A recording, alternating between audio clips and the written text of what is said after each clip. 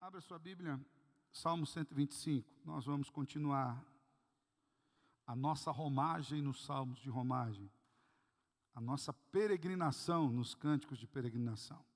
Salmo 125, eu vou ler na Nova Almeida atualizada, você tem aí, para que você possa acompanhar. Cântico de romagem, diz assim as Escrituras: os que confiam no Senhor são como o monte Sião, que não se abala, mas continua firme para sempre.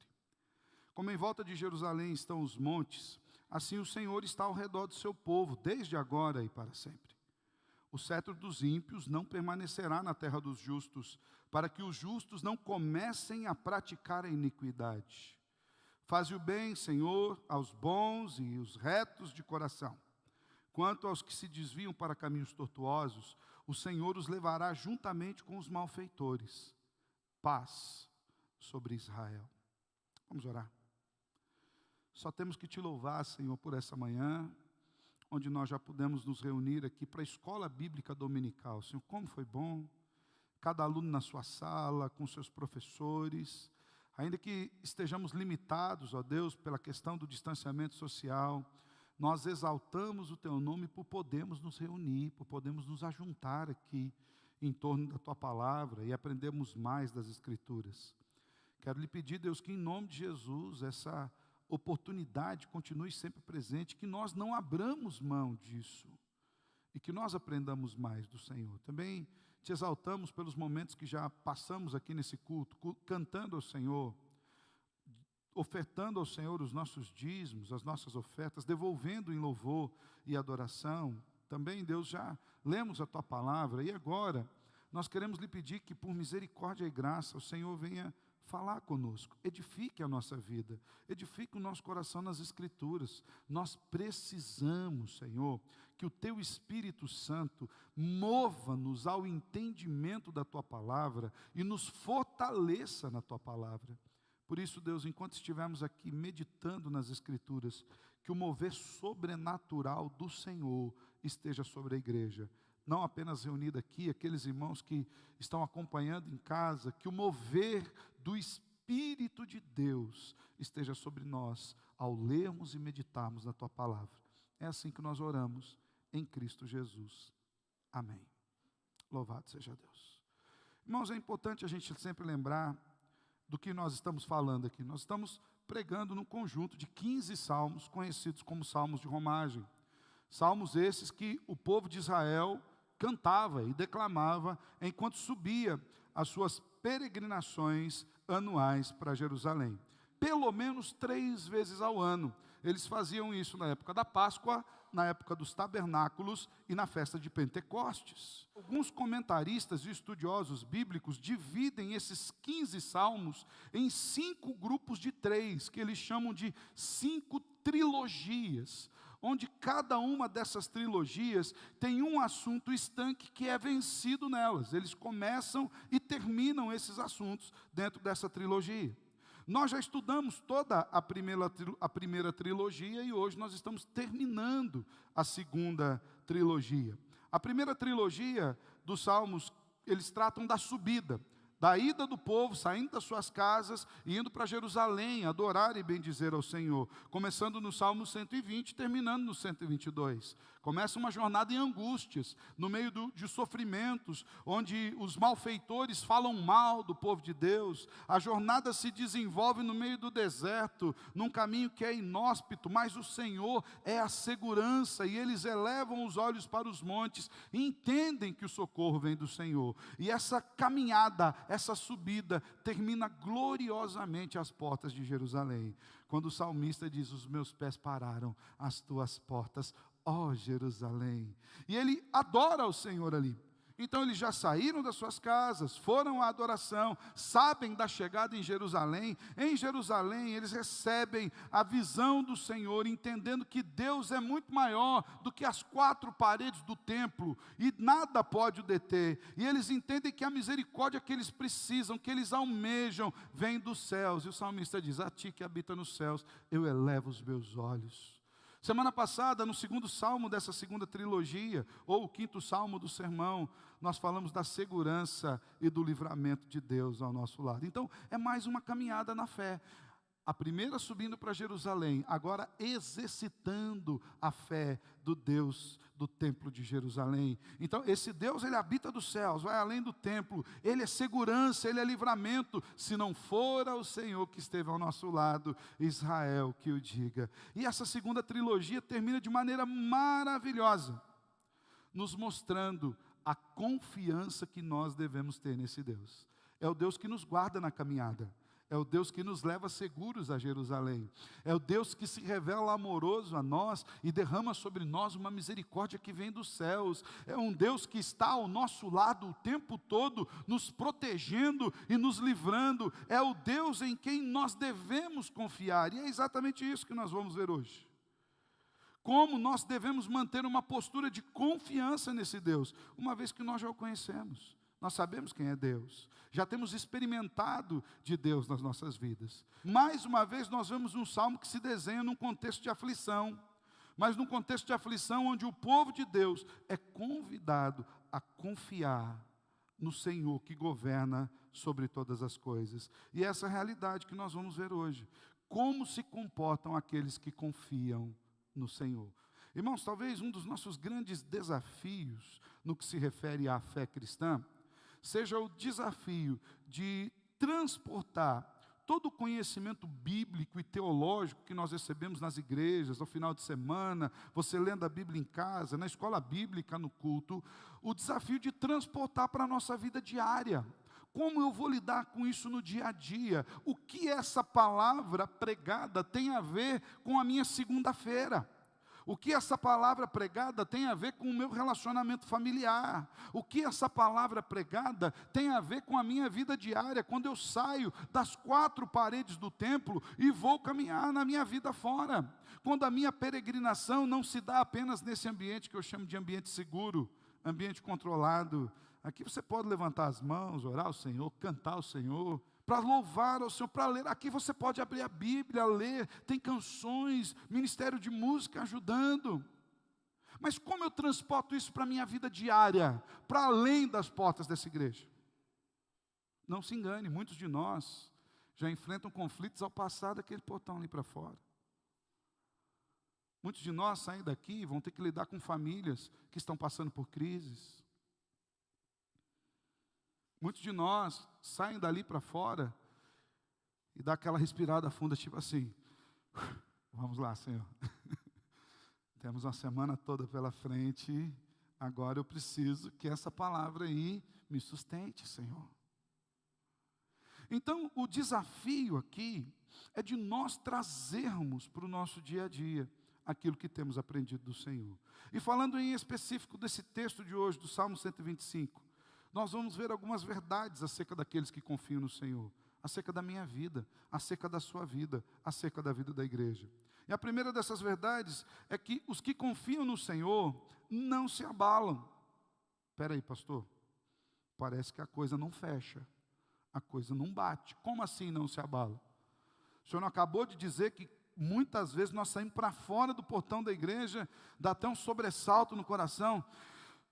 Agora eu vou ter que resolver os problemas. Sim, isso não é contraditório com as aflições. O salmista diz aqui, de uma maneira muito prática, versículos 1 e 2, já lemos e vamos ler novamente. Os que confiam no Senhor são como o monte de Sião, que não se abala, mas continua firme para sempre. E diz mais, que esses que confiam no Senhor são protegidos, porque como em volta de Jerusalém estão os demais montes, assim o Senhor está ao redor do seu povo. E quando que Deus faz isso? Desde agora e para sempre. O primeiro fundamento que o salmista apresenta aqui é a confiança do crente no Senhor.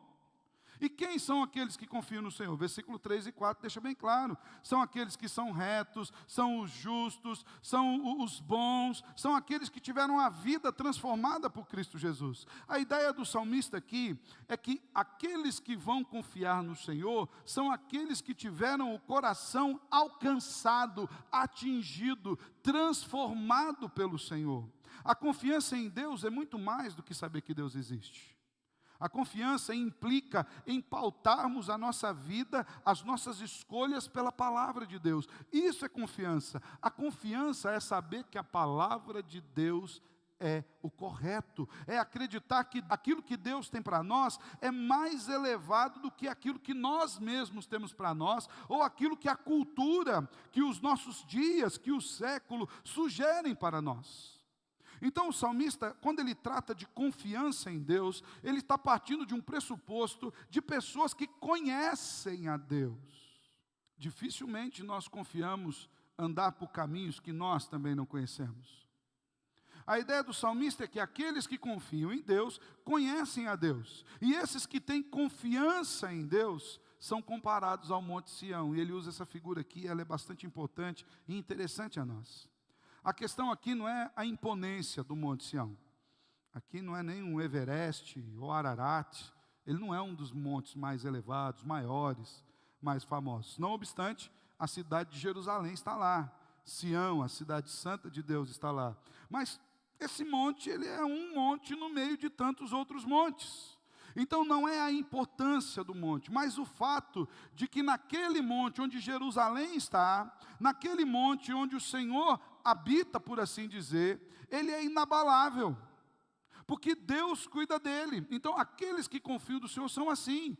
Talvez nós não sejamos distinguidos no meio de uma multidão, nós enfrentamos os mesmos problemas, as mesmas lutas, os mesmos sofrimentos, mas o Senhor habita em nós, pelo seu Espírito Santo, Ele cuida de nós. Então os que confiam no Senhor não se abalam diante das circunstâncias da vida, porque o Senhor é aquele que cuida deles.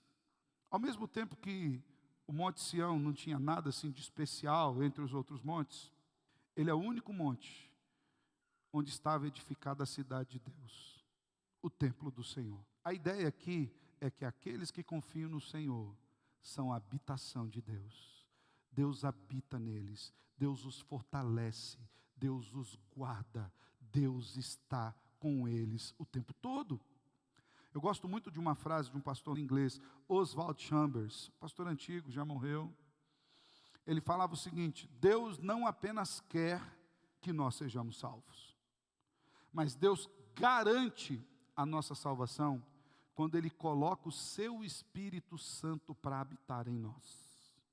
Essa é a garantia de Deus, Deus habitando em nossas vidas. Talvez ainda assim venha alguma confusão na nossa mente, no nosso coração. Pois embora o Salmo afirme que aqueles que confiam no Senhor não se abalam, muitas e muitas vezes nós nos abalamos diante das adversidades da vida.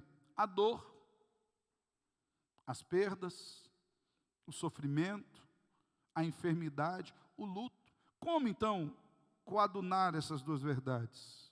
Como pode essa afirmação do salmista conciliar-se com a nossa realidade? Será que por nos entristecermos e por nos abalarmos com a tristeza e com as aflições da vida, nós não confiamos no Senhor? A grande questão, irmãos, é nós entendermos o que significa não se abalar. O termo original aqui para não se abalar não tem o significado de que o crente que confia no Senhor vai passar pela vida de uma forma insensível, não vai chorar, não vai sofrer, não vai dobrar os joelhos, não vai colocar a boca no pó. Muito pelo contrário, nós vemos no decurso da história homens de Deus se dobrando, chorando, clamando. Nós vamos ler os salmos, há salmos em que o salmista rasga o coração com uma profundidade tão grande que talvez eu e você não tenhamos a coragem de fazê-lo. Então, o não se abalar não significa que nós sejamos insensíveis, não significa que a dor não doa em nós, que a tristeza não nos atinja, que a aflição não chegue a nós. O não se abalar não significa que as lágrimas não visitem os nossos olhos. O não se abalar não significa que não haverá dias em que nós gostaríamos de fechar a porta do nosso quarto e colocar 10 cadeados e soldar a porta para que ninguém entrasse e nós ficássemos lá até o fim dos nossos dias. Não significa que Deus nos transformou em super-homens, em super-heróis. Diga-se de passagem, até nas histórias de super-heróis, todos têm um ponto fraco. Nós temos as nossas criptonitas, que tiram as nossas forças. Não se abalar não significa isso. Não significa que as dores e os problemas da vida vão chegar a nós e a gente vai estar sempre com aquele sorriso nos lábios, tipo assim, tanto faz. De forma alguma, irmãos. Não se abalar significa não perder a esperança no Senhor. Aqueles que confiam no Senhor jamais perdem a esperança, não se desesperam, não abandonam a fé, não perdem de vista quem Deus é. É por isso que a figura remonta ao Monte Sião, onde está Jerusalém. É por isso que o salmista compara o confiante em Deus com o monte onde Deus está. Porque aquele que confia no Senhor é aquele que sabe, Deus está comigo em todos os momentos, apesar de mim, apesar das minhas fraquezas. Pedro, depois de ter experimentado um milagre fantástico, eu tento imaginar qual tenha sido a experiência de Pedro, de descer do barco e andar sobre as águas em meio a uma tempestade. A questão não é que as águas estavam ali calmas, tranquilas. A tempestade estava lá. Eles acharam que Jesus era um fantasma, estavam amedrontados. Aí Jesus falou, fiquem tranquilos, sou eu. Pedro falou, se é o Senhor mesmo, manda eu ir até aí. Jesus falou, vem. Só que depois que ele estava lá, ele sentiu o vento da tempestade. Ele olhou para o lado e viu o mar revolto. E o que aconteceu com Pedro? Veja bem, não é depois de um milagre, é no meio de um milagre. O milagre estava acontecendo. O que aconteceu com Pedro? Começou a afundar. Por quê? Em um dado momento, o apóstolo Pedro começou a temer pela própria vida. E agora? Quem vai me salvar? E quando ele começou a afundar, ele falou, Senhor. Aí o Senhor pegou ele pela mão, tirou e falou, homem de pequena fé, por que você duvidou? Ele estava com o Senhor, ele já estava fora do barco, ele já estava andando sobre as águas. Então a história bíblica nos mostra que o não se abalar não significa não se entristecer. Não se abalar não significa que as nossas emoções continuarão ali impassíveis diante da situação. Mas o não se abalar significa que nós continuamos olhando para o Senhor, porque Pedro, a hora que ele começou a se abalar, ele falou, Senhor, e o Senhor estendeu a mão e tirou. O não se abalar significa que nós não podemos perder de vista quem Deus é, a sua soberania, a sua graça, irmãos. Nós fomos salvos pela graça e continuamos sendo sustentados pela mesma graça que nos salvou. A graça não é um ato estanque de Deus, em que Ele nos escolhe em Cristo, fala, bom, está perdoado o pecado, agora se vira. De maneira alguma. A graça de Deus é o sustento diário, é a mão posta sobre nós diariamente. A misericórdia, falamos aqui, dessa misericórdia que vem do céu. Não podemos esquecer de vista a provisão de Deus. Não se abalar é não se desesperar a ponto de pecar contra o Senhor, a ponto de buscar soluções próprias para problemas que somente Deus pode resolver. Charles Spurgeon afirma que esse salmo, nessa perspectiva, é um cântico de confiança. Ele é um cântico de confiança que nos leva a entender o cuidado do Senhor para nós. E ele fala aqui, por exemplo, 3 características de um crente fiel. Primeiro, ele tem uma qualidade singular que o distingue das demais pessoas. Aqueles que confiam no Senhor são diferentes do resto do mundo. Os que confiam no Senhor, eles diferem do mundo, porque a sua confiança não está na força do seu braço, ou naquilo que o mundo possa oferecer, está no Senhor. A diferença do crente e do não crente, não é que Deus simplesmente ame mais o crente, ou que Deus vai fazer com que o crente não enfrente problemas, ou que o luto não bata na porta do crente, ou que o crente vai triunfar nessa vida, e vai ter tudo que ele quer de dinheiro, de riqueza, de poder, de maneira alguma. O que difere o crente e o não crente é que quando a tempestade vem, o crente está firmado na rocha, porque ele confia no Senhor. Spurgeon também diz que esse servo de Deus, o crente fiel, tem uma estabilidade diante das adversidades, permanece firme para sempre. Ele jamais abandona o Senhor, ainda que isso lhe custe a vida. Por quê? Porque eles sabem quem confia. Lembra o apóstolo Paulo? Declaração de Paulo, virou hino, nós cantamos: eu sei em quem eu tenho crido. Só que ele escreve isso dentro de uma cadeia. Ele escreve isso depois de ter sido apedrejado quase até a morte. Ele escreve isso com uma sentença de morte sobre sua vida. Paulo escreve que sabia em quem cria, mesmo diante das grandes e duras adversidades que ele enfrentava. Os que confiam no Senhor, mesmo no meio das lutas e das tristezas, permanecem firmes no Senhor. Os sofrimentos vêm, mas a vida continua no mesmo lugar. São como um monte de Sião, inabalável. E essa segurança é prefigurada ainda pela proteção que Deus nos dá. Porque ele diz, o que confia no Senhor é como um monte de Sião, inabalável, firme para sempre. Mas o salmista ainda diz que Deus fortalece e cuida desses que confiam. Versículo 2, como em volta de Jerusalém estão os montes, assim o Senhor está ao redor do seu povo, também desde agora e para sempre. Perceba, o que confia não se abala e fica firme até quando? Para sempre. E quanto dura a proteção de Deus? Também para sempre. Ou seja, assim como Jerusalém está cercada por aqueles montes, por todos os lados, a região de Jerusalém é uma região montanhosa. Diga-se de passagem, é até por isso um dos motivos dos salmos alguns chamarem os salmos de salmos dos degraus, porque ir a Jerusalém é um processo de subida. E ela é cercada de montes por todos os lados. E Deus usou essa figura, que era muito conhecida do povo, porque ali, por onde você olha em Jerusalém, ela está cercada. Ele falou, olha, da mesma forma como vocês veem esses montes ao redor de Jerusalém, o Senhor está ao redor de você, desde agora e para sempre. O tempo todo ao nosso lado. Eu lembro-me de um hino que eu gostava demais, e gosto ainda, que o coro dizia assim, ao meu redor, Deus sempre está. Ao meu redor para me guiar. Com seu amor tão puro e bom, Ele está sempre ao meu redor para me guiar.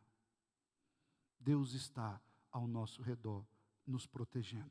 O Senhor nos cerca e nos protege a alma. Sabe por que aquele que crê no Senhor não desfalece para sempre? Porque Deus cuida dele. Lembra do Salmo 124? Se não fosse o Senhor que esteve ao nosso lado, nos cercando, cuidando de nós. Esse é o mesmo Senhor que continua com proteção constante sobre a minha vida. Então, os que confiam no Senhor, em primeiro lugar, não se abalam. Por quê? Porque eles são fortes? Não, mas porque Deus os fortalece. Deus está com eles.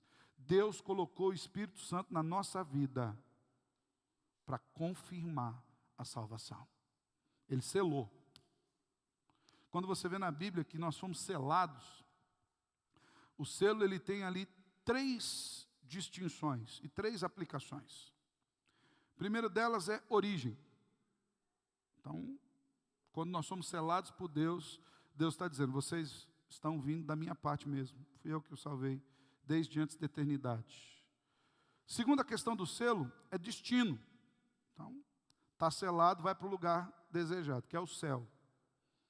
E terceiro aspecto que o selo afirma é o de pertença. Vocês pertencem a mim.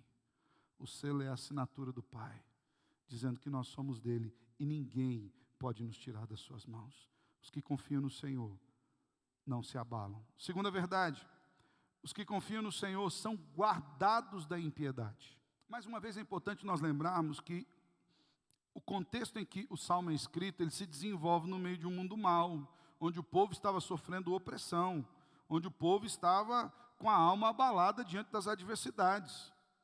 Havia, muito provavelmente, um governo ímpio sobre o povo naquele instante. E aí o salmista diz, versículos 3 e 4, o cetro dos ímpios não permanecerá na terra dos justos, para que os justos não comecem a praticar a iniquidade. E ele termina aqui, essa parte, com uma oração. Faze o bem, Senhor, aos bons e retos de coração. O contexto da escrita aqui é um contexto onde os santos de Deus estavam sofrendo, irmãos. Sofrendo debaixo de governo ímpio. A ideia de que quando nós nos convertemos, todo sofrimento cessa, é uma ideia mentirosa. Quando nós nos convertemos, agora a gente tem apoio, fortalecimento e esperança no meio do sofrimento. Mas o povo estava sofrendo um momento difícil aqui. Provavelmente, e aqui algumas possibilidades, também não conseguimos precisar exatamente qual a época da escrita desse salmo, mas talvez ele possa ter escrito naquele período, como nós falamos do outro salmo, quando Jerusalém foi cercada por Senaqueribe. E Senaqueribe diz, eu vou destruir tudo aí, não tenho o que fazer. É possível que tenha sido naquele momento. Também é possível que tenha sido escrito em algum dos momentos em que o povo de Israel, por desobediência a Deus, caiu na mão de governos ímpios. Os amonitas, por exemplo, os cativeiros, por exemplo. Deus não ia permitir que o povo fosse destruído, mas Deus permitia que o povo fosse disciplinado, inclusive por conta desses governos. João Calvino, reformador, diz que quando Deus quer corrigir uma nação, Ele permite que governos ímpios se levantem sobre elas. Deus corrige. Talvez esse salmo possa ter sido escrito quando um dos reis de Israel tenha se desviado dos caminhos do Senhor e tenha oprimido o povo.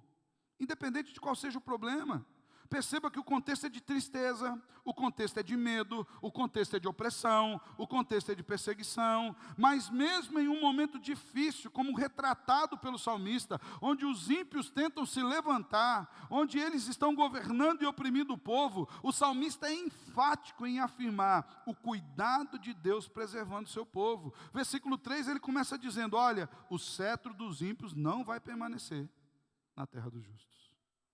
Deus sempre limitará a ação da impiedade, irmãos. Sempre. Ele modera essa ação para evitar que nós venhamos a pecar contra o Senhor. Olha o que diz o versículo 3 ali, ó.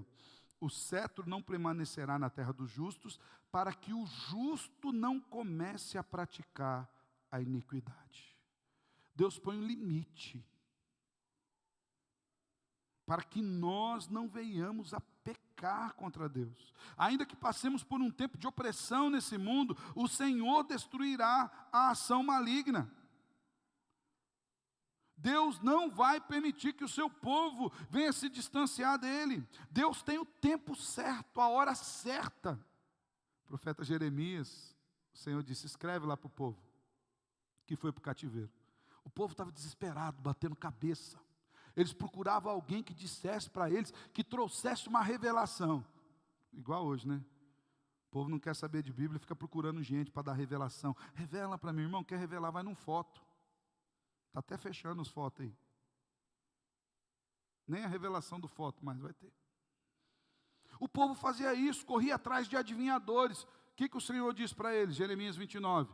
Olha, fala para o povo que não adianta correr atrás dessas pessoas para dizer aquilo que eles querem ouvir. Porque enquanto não se cumprir o tempo que eu determinei, de 70 anos, eles não vão sair daí não. Então já vou dizendo para vocês casam, dão suas filhas em casamento, vocês vivem em paz, planta um jardim, planta uma árvore, vive aí, busca a paz na cidade, porque nessa paz será a paz de vocês. Não deem ouvidos a esses adivinhadores, porque eu não os mandei, é o Senhor quem diz. O povo estava querendo alguma coisa para sair dali, Deus falou, não, eu tenho o tempo certo, fica tranquilo, que o tempo está nas minhas mãos. Deus conhece o nosso limite. Ele sabe. Ele sabe de tudo que nós precisamos. A palavra não chegou na nossa boca, Ele já conhece. Ele já sabe tudo. Então ele sabe que nós não vamos ser destruídos, porque ele mesmo diz, o apóstolo Paulo, 1 Coríntios 10, 13, não veio sobre nós tentação que não fosse humana, mas juntamente com a tentação, Deus providencia o quê? Livramento. Então Deus não permitirá que haja um governo tão ruim, tão ímpio, ao ponto dos crentes terem que pecar para sobreviver, a ponto dos crentes terem que roubar, matar, mentir, se prostituir. Deus não vai permitir. Porque o objetivo de Deus é o nosso tratamento, o nosso fortalecimento, e não permitir jamais que nós pratiquemos a iniquidade. Diga-se de passagem, isso nos traz uma responsabilidade, irmãos. Porque às vezes a pessoa fala, pastor, eu pequei porque, ó a situação. Não é a situação que faz a gente pecar, não. É o nosso coração. É o nosso coração. Aquela ideia de que a ocasião faz o ladrão é uma mentira. A ocasião expõe o ladrão. O ladrão já estava ali dentro, preso, no coração dele. Você entende isso? Então isso aqui traz uma responsabilidade que nós não podemos jogar nas costas de Deus ou de outra questão que nos levou a pecar. Pastor, eu pequei porque aquele lá falou mal de mim. Você pecou porque você é pecador. Ele falou mal de você também, é outro pecado. Nós estamos falando de dois pecados distintos. Mas nós pecamos pela inclinação do nosso coração, de nos afastarmos de Deus. Deus jamais vai permitir que nós sejamos forçados a pecar. Essa verdade faz parte da doutrina da perseverança dos santos. Todo bom presbiteriano sabe dela, né? Uma vez salvo, salvo para sempre. Ah, pastor, então agora eu vou agarrar a mão a pecar mesmo, já estou salvo. Se você pensa assim, você ainda não foi salvo. Por quê? Porque quando você é salvo, você recebe uma nova vida em Cristo. Deus tira o teu coração de pedra e coloca um coração de carne. Deus crucifica o seu velho homem na cruz de Cristo, e agora você vive em novidade de vida. Então você é salvo para sempre, porque Deus te mantém salvo. Ele te salva, Ele te santifica, Ele te justifica, e Ele persevera em você com o Espírito Santo que já habita em você. Ainda que o cetro dos ímpios esteja ativo, oprimindo o povo de Deus, o Senhor não vai permitir que isso se perpetue e que isso influencie a ação do povo de Deus. O povo de Deus vai sempre viver uma contracultura. John Stott escreve um comentário sobre o Sermão do Monte, que é a prática da vida cristã. E ele escreve, o título desse comentário é Contracultura Cristã. Nós somos a contracultura. Nós somos a contramão do mundo. O mundo caminha para um lado, nós caminhamos para o outro. E o Senhor nos sustenta, irmãos. Onde tiver uma igreja fiel, ela sempre vai ser perseguida. Onde tiver uma igreja fiel, o Senhor vai cuidar desses crentes de maneira que, ainda que venha a opressão, eles vão continuar fiéis. De maneira que, ainda que percam a vida, não perderão a alma jamais. Jamais. O Senhor nos guarda. Os que são do Senhor vão permanecer nele, não sucumbirão à injustiça. E aqui o salmista, ele termina essa parte fazendo uma oração. Versículo 4 ele fala, Senhor, então faz o bem aos bons, aos retos de coração. Ele mostra que o próprio Deus vai fazer uma distinção entre o seu povo, entre aqueles que são seus e aqueles que não são seus. Senhor, fortalece o seu povo. O problema é que muitas vezes nós entendemos o faz e o bem em, Deus, ameniza o negócio aí, dá uma força lá para o povo lá, faz eles prosperar na bênção. É claro que nós queremos prosperar na bênção, devemos orar por isso sim, não tem problema com isso não. Mas às vezes o bem é o bem espiritual que o Senhor tem para nós. É o crescimento espiritual. Às vezes Deus nos tira coisas aqui para que nós o amemos mais, para que nós confiemos mais nele, para que nós de fato vejamos que a única fonte segura, o único tesouro seguro que nós temos é o Senhor. Então Deus jamais vai permitir que nós nos afastemos completamente dele. Os que confiam no Senhor são guardados da impiedade. É importante que você esteja no hall de membros da igreja local? Claro que é importante, é bom. Faz parte de um compromisso que você assume e tudo mais. Mas o que vale mesmo é o nome estar lá no hall de membro da eternidade. E quando a gente está naquele hall dele, a gente nunca mais sai. Então não confunda. Tem muita gente que vem à igreja, mas a igreja para ele é uma programação de final de semana. Deus não rege a sua vida diariamente. Ele não anda pelas Escrituras. Ele não procura se pautar, se corrigir pela palavra de Deus. É por isso que na oração o salmista diz: faz o bem aos bons e aos retos de coração. E aqui ele não está atribuindo mérito às pessoas, ele está dizendo aquilo que Deus faz com aqueles que confiam nele. Deus os torna bons, Deus os torna retos de coração, porque é Deus quem os justifica e os tira da malignidade. Então aqueles que de fato confiam no Senhor, jamais vão andar na impiedade, porque Deus os guarda. Você jamais, eu jamais, nós jamais poderemos dizer: ah, Senhor, nós caímos porque o Senhor não nos guardou. Ele falou: olha, assim como Jerusalém está cercada dos montes, eu estou cuidando de vocês. Assim, por fim, nós entendemos ainda que os que confiam no Senhor, se eles são guardados da impiedade, eles jamais se desviam. Os que confiam do Senhor não se desviam do caminho. Quem garante? Deus garante. Versículo 5: quanto aos que se desviam para caminhos tortuosos, o Senhor os levará juntamente com os malfeitores. Aqui nós temos uma grande advertência. Uma grande advertência. E é possível que muitos, diante do sucesso dos ímpios, sejam tentados a agir como eles. Nós temos a advertência de que aqueles que têm a confiança em Deus não vão se desviar, porque aqueles que se desviam são aqueles que serão contados junto com os malfeitores. Aqueles que se desviam são aqueles que não tiveram a confiança no Senhor.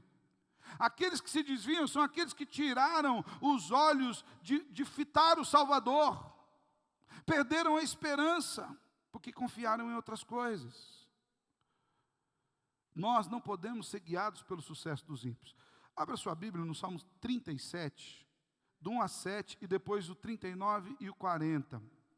Eu vou ler na Nova Versão Internacional, Salmo 37, do 1 ao 7, e depois o versículo 39 e 40.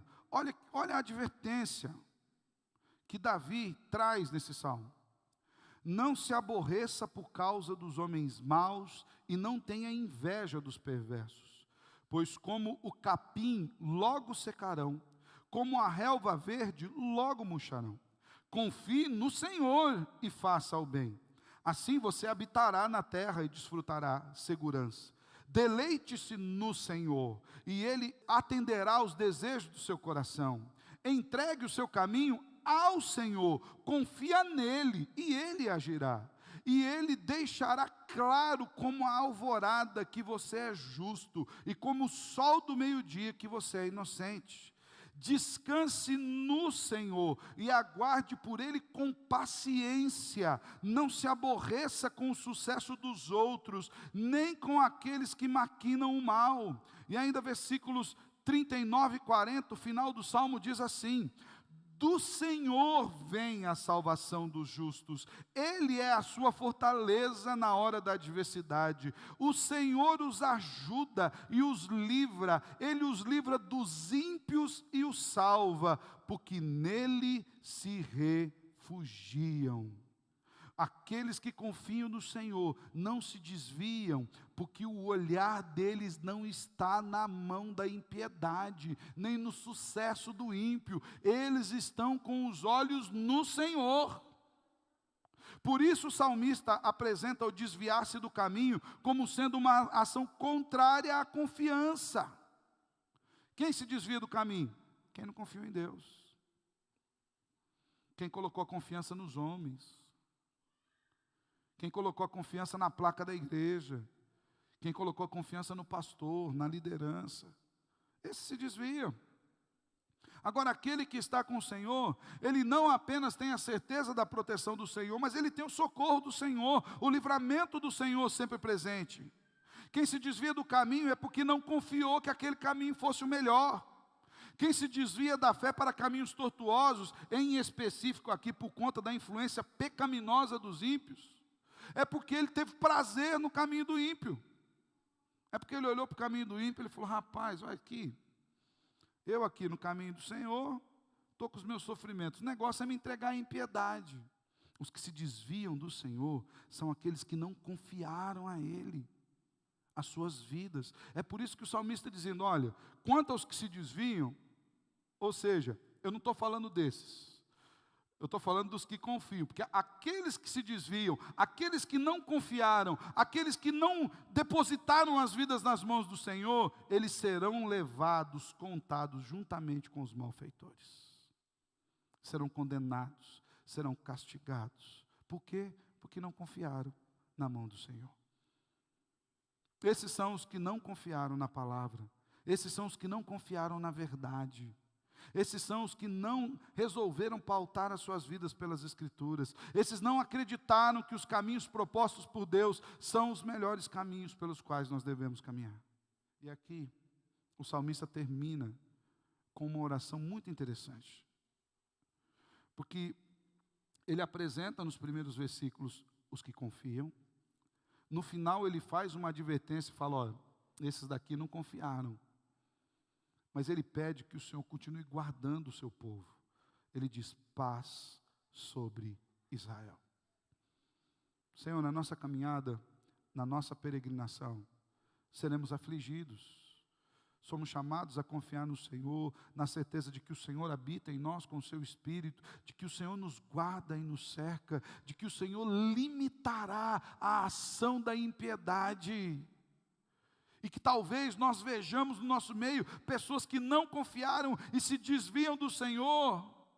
Não é desses que eu estou falando, por isso eu peço, guarda Israel, traz paz sobre o seu povo. É muito importante nós sempre lembrarmos o conceito de paz que a Bíblia nos traz. Porque o conceito bíblico de paz, tanto no Antigo Testamento, o termo hebraico shalom, quanto no Novo Testamento, o termo grego eirene, não tem o significado de ausência de guerras, ou de paz que é promovida porque as circunstâncias ao nosso redor estão de uma forma, de uma conjectura que nós não temos problemas. A paz de Deus sobre o povo é uma paz mesmo no meio da aflição, mesmo no meio da adversidade. Quando o salmista diz paz sobre Israel, o salmista está dizendo assim, Senhor, guarda o coração do teu povo nas tuas mãos, e embora eles sofram e eles enfrentem problemas, que o olhar deles nunca esteja nos problemas, mas sempre esteja no Senhor. Que o olhar deles não se perca na caminhada, mas esteja fixo nos portões de Jerusalém, aos quais eles irão adentrar, juntamente com o conjunto dos santos. Meus irmãos, nós estamos aqui nessa mesma peregrinação. E nesse mundo, nós somos os que confiam no Senhor. Os problemas vão vir, as adversidades virão, mas nós caminhamos confiando na promessa de que Deus é aquele que nos conduz à morada final. Por isso não nos abalamos, embora soframos. Por isso não nos desviamos, embora nos entristeçamos. Por isso não abandonamos, embora as lágrimas encham os nossos olhos. Por isso, ainda que o nosso coração seja tomado de uma indignação tal qual o salmista o foi, dizendo, até quando o Senhor vai se esquecer de mim para sempre? Você sabe que Ele nunca te esqueceu. O alvo de Deus para nós não é necessariamente que a gente viva uma vida confortável e sossegada aqui, mas é que nós sejamos fiéis a Ele e tenhamos uma fé inabalável, mesmo no meio das adversidades. É por isso que esse último salmo dessa trilogia, que fala da escalada da fé, que começa falando de uma misericórdia que vem do céu, que fala de um Deus que é segurança, fortalecimento e livramento, termina dizendo que aqueles que confiam no Senhor não vão se abalar. 3 verdades. Eles não se abalam. Por quê? Porque os problemas podem vir, mas o nosso fortalecimento está no Senhor. Você sabe para onde você vai. Você sabe quem te chamou. Segundo, somos guardados da impiedade. Lembra, Deus jamais permitirá que nós sucumbamos diante da impiedade ao ponto de nos desviarmos. E se porventura você perceber que você está pecando, saiba que é o Espírito Santo do Senhor falando: esse caminho está bom não, está perigoso, sai fora dele, você foi salvo para viver em novidade de vida. E terceiro, lembra, os que confiam no Senhor jamais vão se desviar. Não é porque a gente tem a capacidade de andar reto, é porque Deus endireita os nossos caminhos tortuosos. É porque Ele guia os nossos pés. É porque Ele é o bom pastor que pega as suas ovelhas e as leva para pasto verdejante. Às vezes a gente come umas ervas ruins, irmãos. Às vezes a gente come umas coisas que não deve comer, come uns plásticos, come uns negócios ruins, passa mal, mas o Senhor vem e nos pega pelos ombros e nos conduz à pastagem da palavra, da verdade. É por isso que é tão importante você frequentar a igreja, você vir a uma escola bíblica dominical, você ouvir um sermão fundamentado nas Escrituras, porque esse é o pasto verdejante de Deus para as nossas vidas. Os que confiam no Senhor não vão se desviar, porque é a promessa de Deus. Que o Senhor nos fortaleça, que o Senhor continue nos abençoando e nos dando confiança diária, para que nós vivamos nesse mundo hostil, mesmo no meio das adversidades, lembrando, Deus é quem cuida de nós. O mundo quer pautar a igreja, o mundo quer mudar a igreja, o mundo quer dizer o jeito que a gente tem que educar os nossos filhos, como a gente tem que fazer o casamento, finanças, sexualidade, ética, prática diária, comércio, tudo. Mas nós não vamos sucumbir ao padrão do mundo, porque confiamos no Senhor. Que Ele guarde os nossos corações firmes de toda a forma de iniquidade, que Ele guarde o nosso dia a dia até o grande encontro, que Ele avive no nosso coração a esperança do grande encontro. Sabe por quê? Um dia eu e você, apesar de nós, estaremos entrando às portas da Jerusalém celestial para estarmos com o Salvador. E lá nós vamos dizer: se não fosse o Senhor que esteve nos guardando, Ele cuidou de nós. Olha que confiamos no Senhor e adentramos a Jerusalém, inabaláveis, guardados, incontaminados pelo mal. Amém? Fecha os teus olhos. Quero orar com você.